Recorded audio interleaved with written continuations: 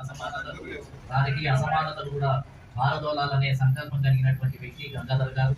మరి ఈ రాష్ట్రంలో ఇప్పుడు కూడా కొన్ని ఆధిపత్య వర్గాలకు సంబంధించినటువంటి అభ్యర్థులే నిరంతరం గెలుస్తున్నారు.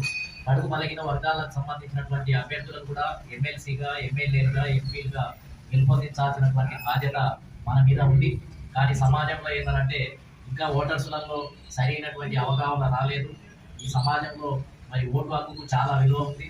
మరి అటువంటి ఓటర్లలో కూడా ఒక పరివర్తన తీసుకొచ్చే విధంగా మరి రావాల్సినటువంటి అవసరం ఉంది. కాబట్టి మరి ఈ మదన గంగాధర్ మద్దతుగా మరి ఈరోజు మరి అందరం కూడా అన్ని సంఘాల వాళ్ళని కూడా మద్దతు ప్రకటిస్తున్నాం. వారి గెలుపు కోసం కృషి చేస్తాము అని చెప్పి తెలియజేస్తున్నాం. రానున్న కాలంలో ఖచ్చితంగా మరి గంగాధర్ లాంటి వ్యక్తి మంచి డైనమిక్ పర్సన్. మరి నిజామాబాద్, అదేవిధంగా ఆదిలాబాద్, అదేవిధంగా కరీంనగర్, మరి ఈ 3 జిల్లాలకు సంబంధించినటువంటి పట్టభద్రులకు సంబంధించినటువంటి అభ్యర్థిగా పోటీ చేయడం జరుగుతుంది.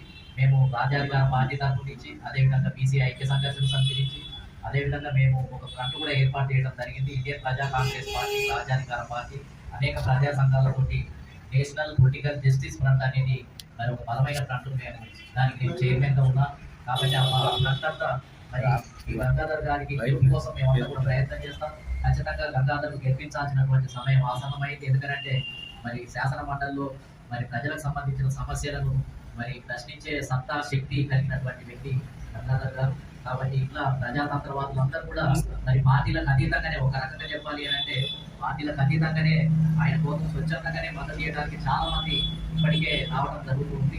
కాబట్టి ఖచ్చితంగా గెలిపించడానికి అవసరమైతే ఇక్కడ ఉన్నటువంటి టీం అంతా కూడా జిల్లాల వారీగా పర్యటన కార్యక్రమాన్ని కూడా చేపడతామని, గెలుపు కోసం ప్రయత్నం చేస్తాము అని చెప్పి ఈ సందర్భంగా తెలియజేస్తున్నాం. VGR Naragoni, chairman, national political justice front. పాత్రికేయులకి నమస్కారం.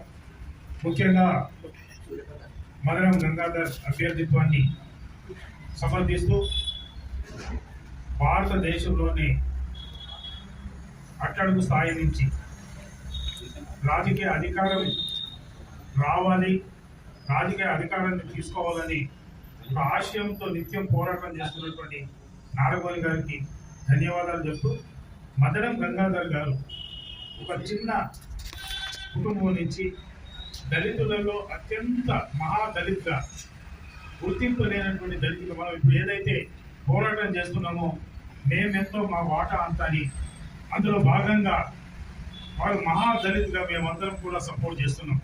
On behalf of Indian graduates association national general సెక్రటరీగా, తెలంగాణ పట్టభద్రుల సంక్షేమ సంఘం యొక్క ప్రధాన కార్యదర్శిగా మేము వారిని సమర్థిస్తున్నాం.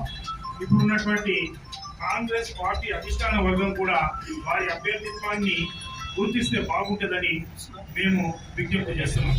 ఎందుకంటే ఒక పక్కన కార్పొరేట్ శక్తులు పోటీ రంగంలో ఉన్నాయి, ఇంకో పక్కన మతోన్మాదం ముసుగులో ఈ తెలంగాణ రాష్ట్రంలో అలజడి సృష్టించాలని పట్టభద్రులలో కూడా విష బీజాలు నాటి మతం పేరుతో ఈ యొక్క రాష్ట్రంలో అలజడి సృష్టించాలనేటువంటి రాజకీయ వేదికలు కూడా ఉన్నాయి. కాబట్టి ఈయన గొప్ప అంబేద్కర్ వాది, పూలే వాది, అత్యంత వెనకబడినటువంటి కమ్యూనిటీకి చెందినటువంటి మదనం గంగాధర్ గారి విషయంలో మేము గత నెల రోజులుగా వివిధ ప్రాంతాలు, వివిధ సంఘాలతో ఒక కూటమిగా ఏర్పడి నాగమోహన్ గారి లాంటి సామాజికవేత్తలతో మేము సంప్రదింపులు జరిపి రాజకీయాలకు అతీతంగా వారిని మరి అభ్యర్థిత్వాన్ని మేము సమర్థిస్తున్నాం. ఈ సందర్భంగా కాంగ్రెస్ పార్టీని ఎందుకు కోరుతున్నామంటే వారు 1,50,000 గ్రాడ్యుయేట్స్ ని వారు బీఆర్ఎస్ తీసుకున్న తర్వాత వారు ఎన్రోల్మెంట్ చేశారు, ఎవరు చేయలేదు. కాబట్టి మేము అంటున్నాం ఏంటంటే జీవన్ రెడ్డి గారు ఆల్రెడీ గతంలో పోటీ చేశారు. ఈసారి జీవన్ రెడ్డి గారు పోటీ చేయడం లేదని తెలిసి